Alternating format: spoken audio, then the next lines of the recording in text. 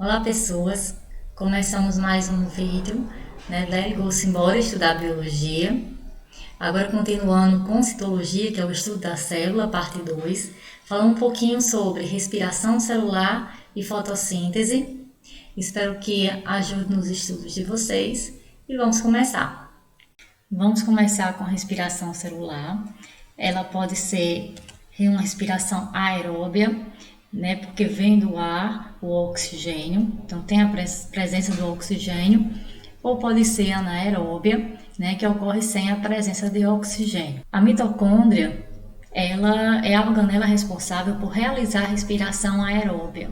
O esquema da mitocôndria, ela nos mostra esses enovelados mais escuros, que se referem ao DNA mitocondrial, então específicos de mitocôndria.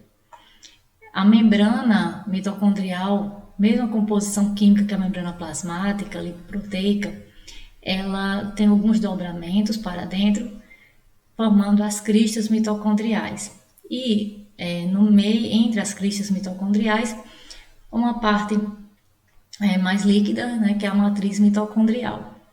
Na fotografia anterior, a gente vê o DNA mitocondrial em enovelados aqui, e grãos mais escuros que são os ribossomos. Se há DNA mitocondrial, vai haver RNA mitocondrial e, consequentemente, ribossomos mitocondriais para proteínas específicas da mitocôndria serem produzidas. A reação química balanceada da respiração celular nos traz um resumo do que é utilizado nessa reação. Então, temos a glicose vinda da digestão, reagindo com o oxigênio que vem da respiração, liberando gás carbônico através da expiração posterior e moléculas de água. Isso tudo para ter produzido energia, que é o ATP, incorporando adenosina difosfato a mais um fosfato, passando a adenosina trifosfato. O objetivo, então, é que a mitocôndria produza energia para as outras células funcionarem. Vale lembrar que a quantidade de mitocôndrias pode variar de célula para outra célula, dependendo da sua função no organismo, se exige mais ou menos energia para funcionar. As etapas da respiração aeróbia são 3: a glicólise, o ciclo de Krebs e a cadeia respiratória.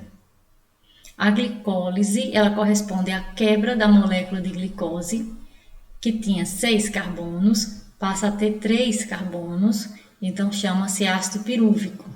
Só assim ela vai conseguir entrar na mitocôndria e passar pelas outras duas fases da respiração aeróbia. Então, o acetil-CoA, que tem 2 carbonos, aí sim é que ele entra no ciclo de Krebs. O ácido pirúvico tinha 3, perdeu uma molécula de gás carbônico e se transformou nesse acetil-CoA. No ciclo de Krebs é um ciclo porque à medida que vai entrando o acetil-CoA, vai acontecendo transformações com ele. Que tipo de transformação?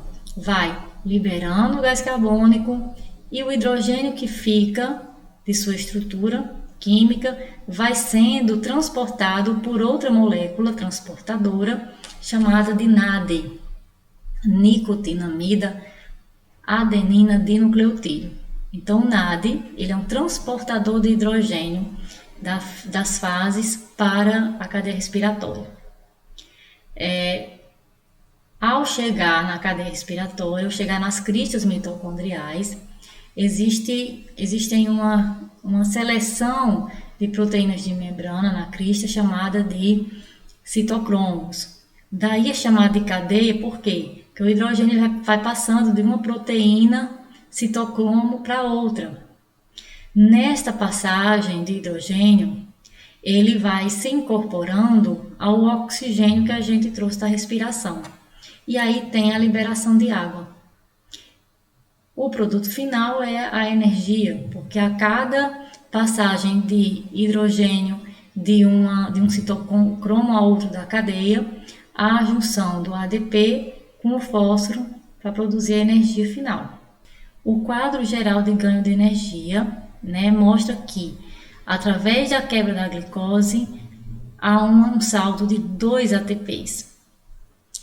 Quando a gente vê a segunda etapa da respiração aeróbia, que é o ciclo de Krebs, ele fornece um saldo de produção de 2 ATPs.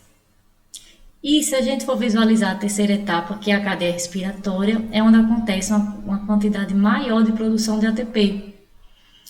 Daí um total de 38 moléculas de ATP, pode variar um pouco para 36, mas é uma produção muito boa de energia. A fermentação, também chamada de respiração anaeróbia, ela acontece sem o oxigênio. E vamos falar da fermentação alcoólica, acética e a fermentação lática. Nesse quadro, a gente consegue visualizar que, na fermentação, a única etapa que acontece é a glicólise. Então, originou o ácido pirúvico, lembrando dessa estrutura química que possui 3 carbonos. Ele pode ir por 2 vias. Uma via em que ele perde gás carbônico e uma via que não perde. Quando ele perde gás carbônico, a sua estrutura muda de 3 carbonos para 2. Então, ele passa por uma trilha que, além de perder o gás carbônico, ele ganha hidrogênio externo. E aí ele se transforma numa substância chamada de etanol ou álcool etílico. Temos aqui a fermentação alcoólica. Numa segunda trilha, que perde, né, o gás carbônico, ele perde, além do gás carbônico inicial, perde também hidrogênio. Então, o ácido pirúvico se transforma em ácido acético. Essa daqui é a fermentação acética. E numa segunda via, em que mantém os 3 carbonos na estrutura, mas recebe hidrogênio a mais, esse ácido pirúvico se transforma em ácido lático, e aqui é a via da fermentação lática. Aqui mostramos só alguns micro-organismos que realizam, né, o processo de fermentação diferente. Fermentação alcoólica, que é realizada pelas leveduras, as Saccharomyces, na produção de vinho, cerveja e de pão. Bactérias lácteas, os lactobacilos, que realizam fermentação lática e é usado na produção de iogurtes. As bactérias Acetobacter, que são as bactérias que realizam fermentação acética, usada na produção de vinagre. E nós não falamos da fermentação butírica, mas é realizada pela bactéria chamada Clostridium e produz o ácido butírico ou toxina botulínica, né, que pode ser usada no processo industrial, mas em grande quantidade pode trazer malefícios, né, ao ser humano. E ela é utilizada também na indústria farmacêutica, no caso o Botox, né, que é a toxina botulínica.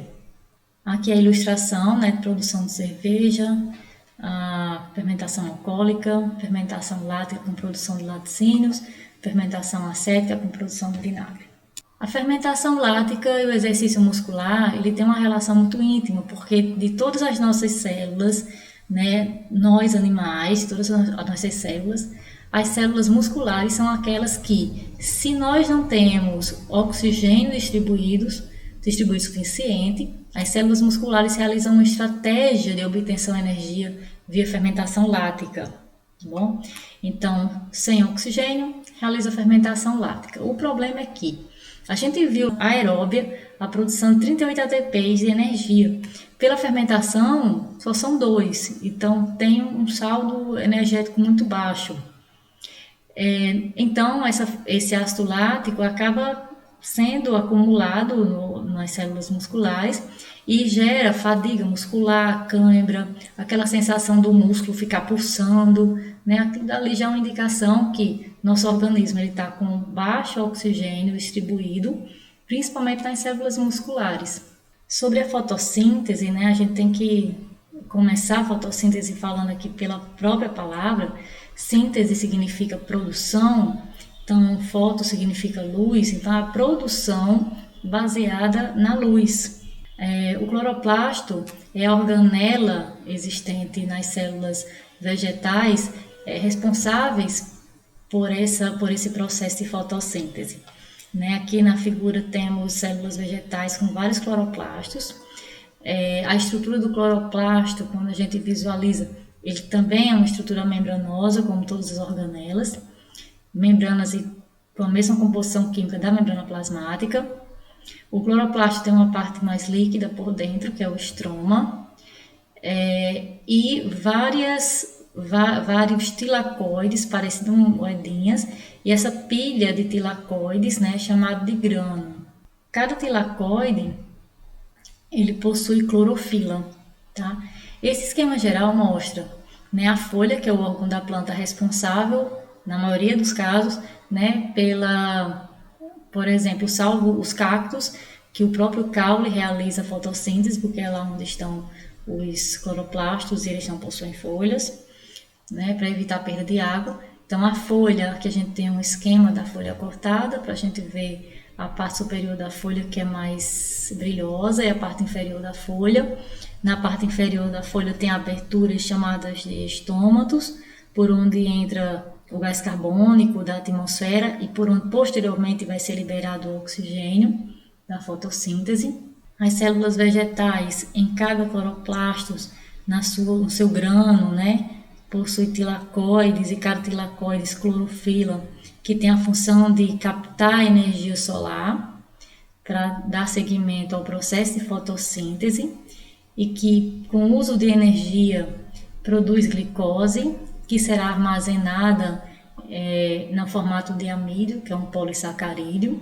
A glicose é um monossacarídeo, mas sua união, né, forma esse polissacarídeo de reserva energética da planta, que é o amido. Então, a fotossíntese, ela acontece, pontapé inicial, né, através da luz do sol, captado pela clorofila. A luz do sol, ela realiza a quebra de água, a hidrólise. Então, a água quebra por fotólise, quebra por ação da luz solar. A água que tem hidrogênio e oxigênio, o oxigênio vai sendo liberado para a atmosfera, enquanto que o hidrogênio ele vai passar para uma segunda etapa da fotossíntese. Né? Então, para essa segunda etapa, tem um carregador, um transportador de hidrogênio muito parecido com o que havia na respiração celular, mas ele muda um pouquinho, tá? Que aqui é o NADP, né? Tem um fosfato. Então, ele é que transporta esse hidrogênio, e o ADP que se une ao fósforo, produzindo energia para a segunda etapa. Para a segunda etapa acontecer, então essa energia ela é liberada e o hidrogênio que foi transportado se une ao gás carbônico vindo da atmosfera, né?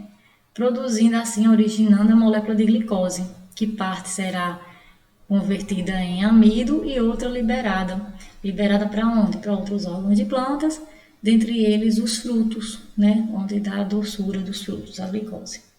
Então, essas duas fases que eu falei da fotossíntese são as reações de claro e as reações de escuro. Reação de escuro não é o que acontece no escuro, mas é porque não vai precisar da luz do sol para acontecer. No geral, a gente vê na planta, né, que ela absorve água e sais minerais do solo, sais minerais que mantêm a fertilidade do solo para a planta se desenvolver e conseguir realizar todo esse processo. Existe uma relação muito direta, né, entre a respiração celular e a fotossíntese nas suas reações. Então, na reação de respiração celular, os reagentes é a glicose e o oxigênio, e como produto o gás carbônico e a água, fora a energia resultante do processo. Já na fotossíntese, a gente vê que o produto da respiração celular está sendo o reagente dela, gás carbônico e água, e que terá como produto glicose e oxigênio, que será reagente da respiração celular novamente. A gente consegue perceber um equilíbrio entre essas duas reações químicas quando volta-se para a natureza. Então, o sol ele ilumina as plantas, que agem como produtoras. Esse é um esquema, né, de cadeia alimentar, ou chamado de cadeia trófica em equilíbrio.